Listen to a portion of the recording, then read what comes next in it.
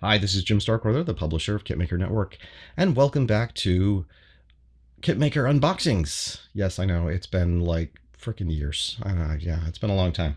Well, we have a new kit from Magic Factory. This is the Air Defense Iron Dome. Coming into this blind, as I usually do, because I know you guys appreciate my what's the word? There's a French word or some kind of word, phrase, whatever. You know, when you don't know anything and you just, see something for the first time. Yeah, I'm making it sound like it's a plus, but it's not. So we got this kit in just now, just in the last week. It's the 1/35th scale. I believe it's the first kit for them in this type of plastic anyways, or 35th scale military modeling.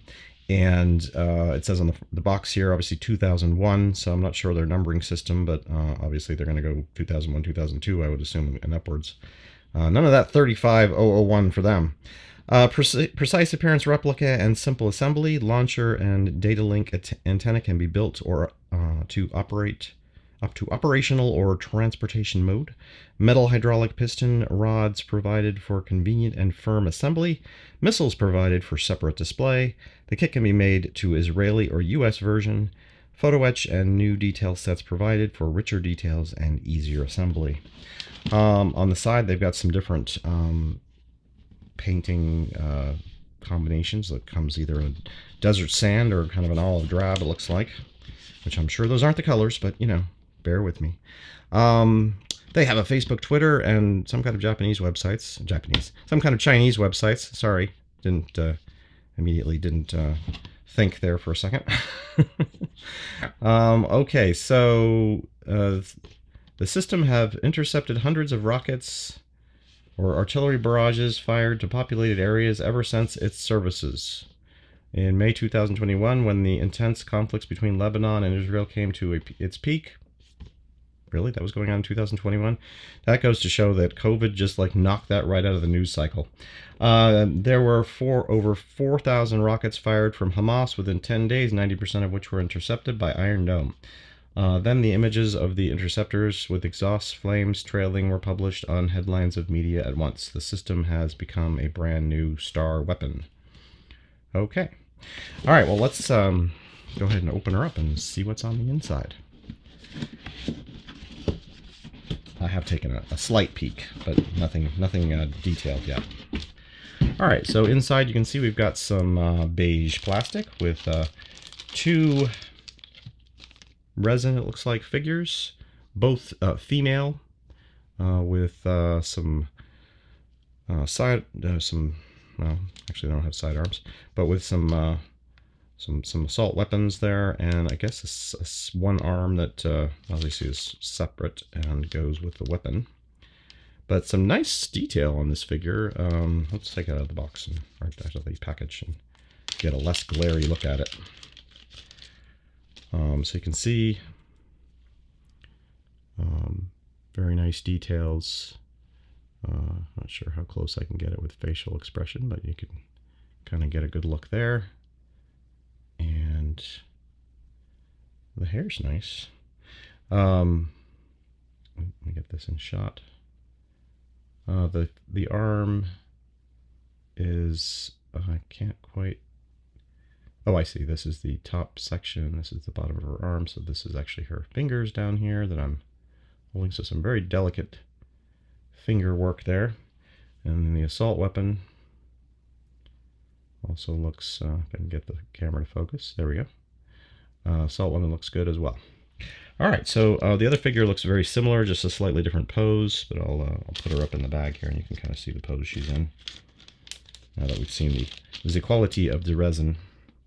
You can see this one is got her more of her arm on, well, the other one had kind of her arm on her hip too. Is it the same figure? Let's see. No, one's got a different hairstyle, so they definitely are separate figures.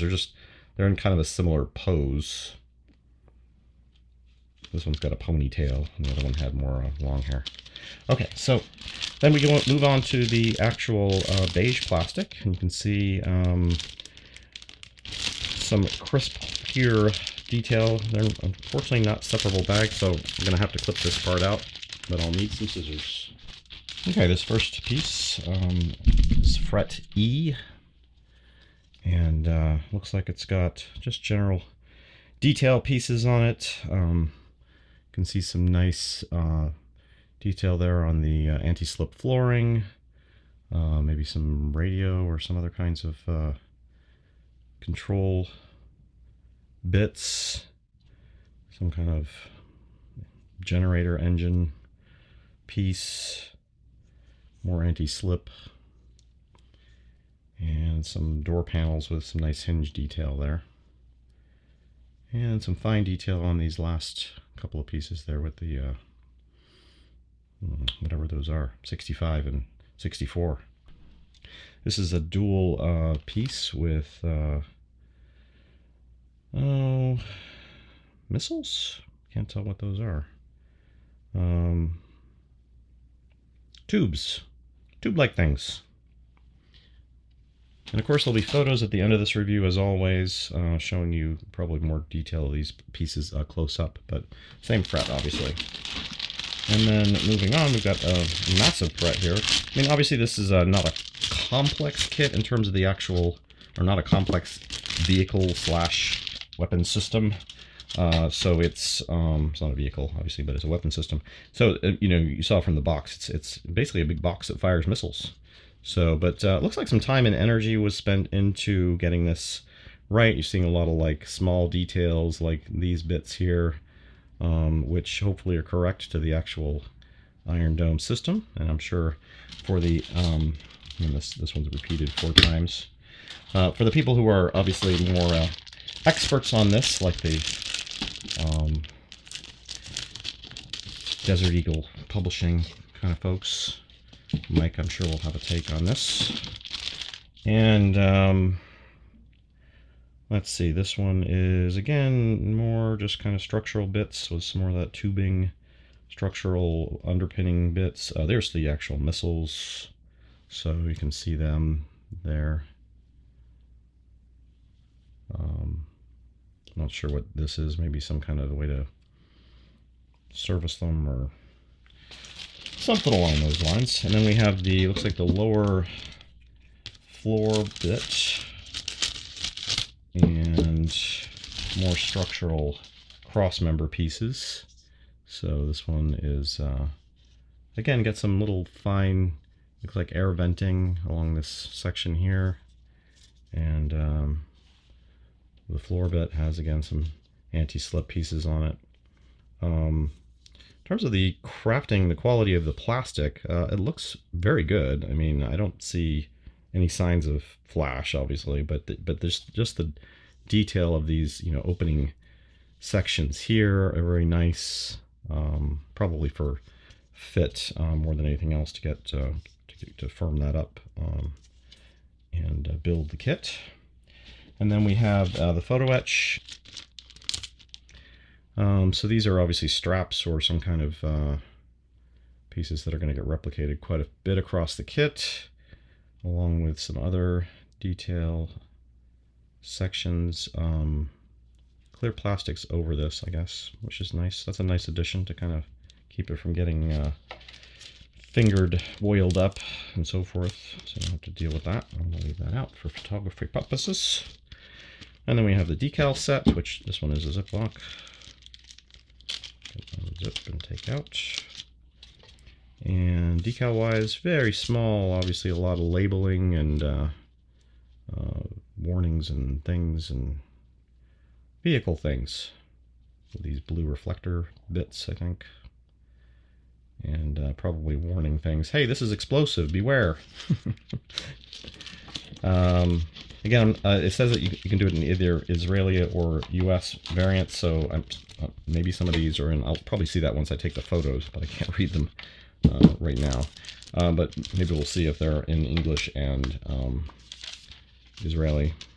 So this one is, again, I've got it upside down, but here we go. More similar sections.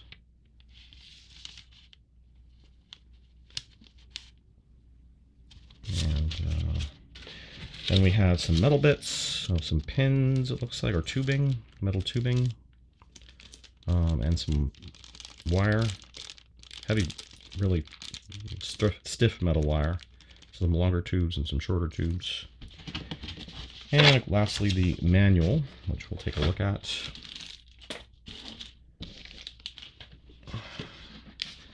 Manual's in color, which is kind of a nice bit change. We've got some tools recommended, the parts layout, everything that's included, the different painting schemes. The kit goes together, as you see, from that bottom plate, bottom standing plate, and basically builds up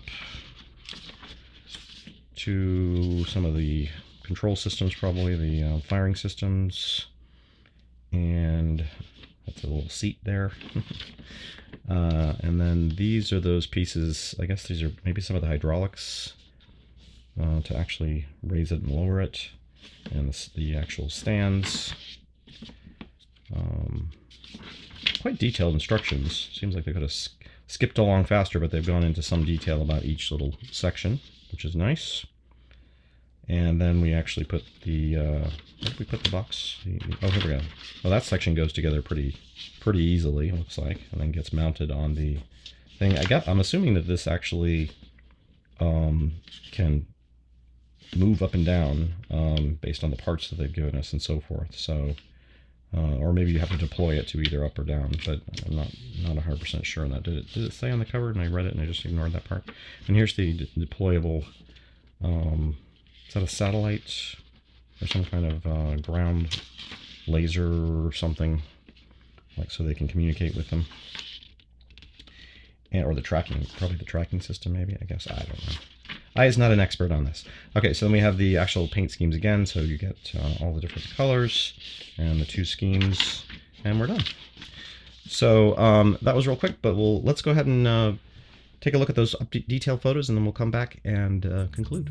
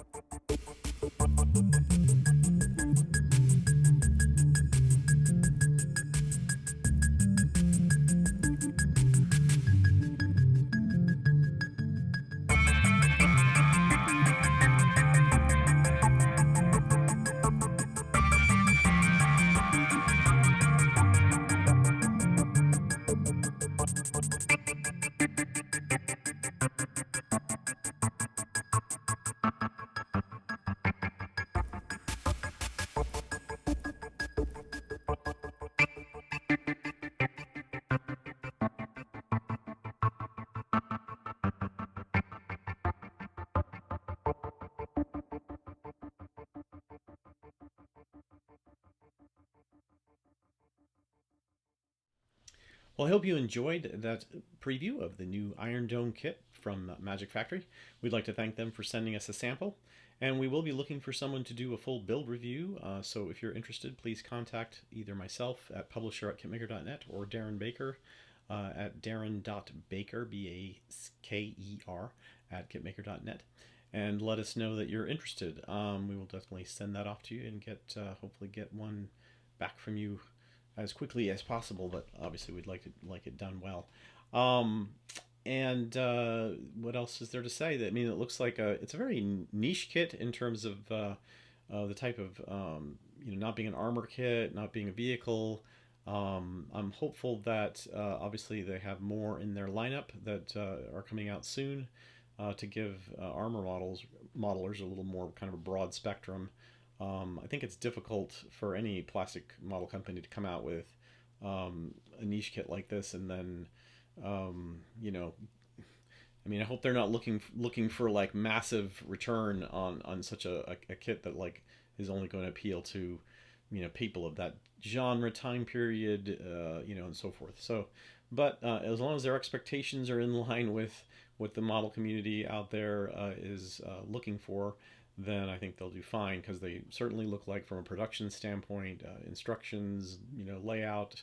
It looked like they would definitely be another good addition to the community of kit manufacturers out there. So I think it's just a matter of deepening their library of kits, and they're off to a good start. So we'd like to welcome them to the community of kit makers or kit builders.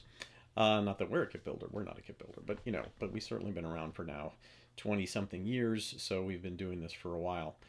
Speaking of that, I would like to tag a little bit on the end here, a little pitch for your support. If you like our community, if you want to help support videos like this, which I know are far and few between, but just in general, I would do more of these if we were, getting the kind of support revenues and so forth. I've had to take a full time job, well, part time, full time, bordering on full time job recently. In the last year, I've been there over a year now, so that's why I'm just not around very much anymore. Because when you work the hours that I'm working now, it's just I don't have the time to put in for doing videos and reviews and things like I used to, versus just keeping up with the basic hosting server issues and various software upgrades and so forth that go on with the website, and dealing with our existing advertiser base, which I should mention, due to COVID, due to things changing in the world economy and so forth, we have lost quite a few advertisers recently. So we will be trying to get more. And if you're somebody who's a company like Magic Factory or others, actually Magic Factory is one of our advertisers, I should point out. So this is a sponsored review. In terms of the I'm getting back something from them. But the reality is that we don't have anywhere near the level of support that we used to have, both from community members as well as from companies and so forth. And partly I'll take like a good percentage of the blame. I'll take 75% of the blame for that, because I'm just not out there like pushing for advertisers and pushing for people to join our Patreon and so forth. But that all is available. So again, if we had more support, I would be able to shift back to kind of a full time role at KitMaker, and it's something that I certainly I'm not like against it. I don't have the space I used to have in terms of an office, but again, if I had revenues, I would rent another office space and have the kind of thing I used to have before. But that was kind of at a shifting point when we left California back in 2018. There was definitely somewhat of a decline. Facebook was starting to have an impact.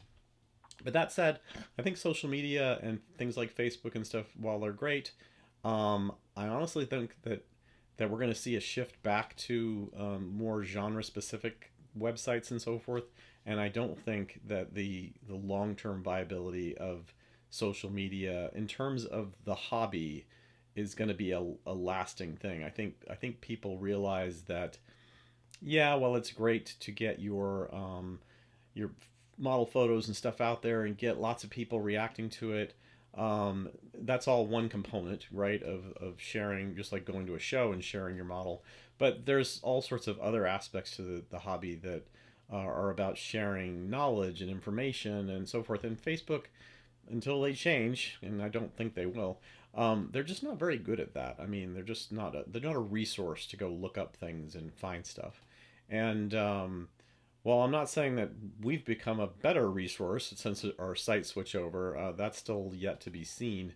There are other sites out there, that as well as our old archive pages and so forth, that are better at, like, conveying information and such. I'd like to get Armorama back to that point. I'd like to get Armorama back to the point of being a website that has useful articles on it about airbrushing or color modulation, the kind of stuff that we used to do. Unfortunately, again, that requires time and energy to get out there and find authors and contributors that want to submit things like that. And while I had time to do that back in the day, I don't so much anymore. So yeah, it's, again, just doing a little pitch because while we did have some Patreon bumpage back a year or so ago, when the last time I made this, it kind of it stopped at X level, and that it's still nowhere near what it used to be just for our old PayPal subscription base. We haven't even got up to that point yet. So yeah, it's a bit disheartening sometimes to see the community obviously um, changing and fluctuating and doing different things. But I do think that long term it's still a very viable community, and it's still, and the sites are still good at what they're doing now in terms of conveying news and photo articles and those types of things. I think it could do a lot better just conveying more informational articles than it's doing, and that really all comes down to contributors. The reason I switched to the sites we're using now, is because I thought, well, people love Facebook, right? They love to go on and put their own thing in and just put a button and boom, it's all up, your photos are all added and so forth. And so that's what these new sites are designed to do, within a reason of, we still have to have an editor kind of look at them, make sure that nobody uploaded porn. uh, but the reality is that it's much easier to create the articles now than it was on the old websites. In the old websites, you had to send an email in with a Word document and upload send us your photos and so forth, and that's just not what's required anymore. So I wish there were more people taking advantage of these new sites and what they're capable of doing. But again, I do understand that now we're not living in 2001 anymore, and people are pulled in all sorts of different directions between streaming Star Wars on Disney, or going and watching movies and all sorts of other things on the internet. And it's just a lot more competitive for time now than it used to be. So I get that, but I do hope that there's people out there, content creators and contributors, or even people who just want to help build communities, build online kind of groups. And I would be happy working with them and giving them the tools necessary to to do such a thing, because that's what I'm good at. That's my core competency, not a scale modeler. I mean, I was always an average modeler when I was a modeler, so I make no claims about being a Brett Green or being like numerous other guys out there that are stars of the modeling community, because they are great modelers, and that's why they're doing X thing. I was always a great web developer, great someone who was interested in modeling and so forth. So that's why I started and built Armorama, because it was scale modeling was something I was very interested in, but it wasn't like I was an expert about it, which is why I'm never going to come out in these videos, these unboxing videos, or any other videos I do, and make claims about being an expert, unless you want me to do a video on PHP and MySQL web development. And even I'm not an expert in that anymore, because I've been out of it so long that it becomes you become outdated within years if you don't keep up with it. So anyways, I hope you enjoy this little tag on at the end, but if not, you probably clicked off long ago. But thanks again, and remember what I mentioned earlier about the kit being available for sample, for build review, and or build feature. Either way, I mean, as long as there's some information about the kit and so forth. It could be basically how I built this kit and put it into a diorama if you wanted to. It's just an article of some kind. So that's what we're looking for. And again, thanks, and we'll see you next time. hopefully it's soon.